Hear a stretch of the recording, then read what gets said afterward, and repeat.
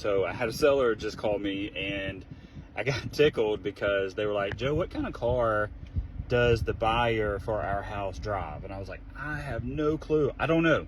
I'm not representing the buyer. But what's up?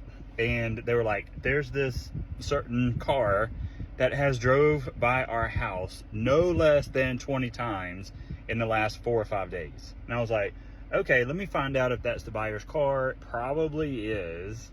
And I was like, you know, they're just excited. They're just scoping out the house if it is the buyer's. And so I did jump on, I texted the other agent, said, hey, what kind of car does the buyer drive? And I said, I think they're going by the house that we're under contract with, like, all the time, which is fine.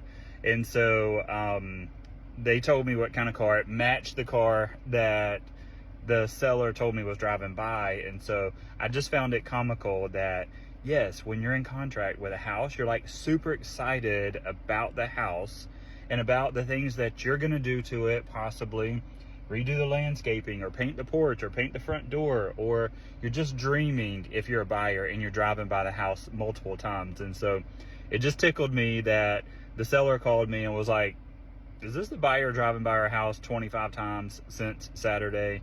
And so it's all good, but it made me think, how many people buying a house has driven by the house you're buying more than 5 times before you bought it? I want to know. Put it in the comments.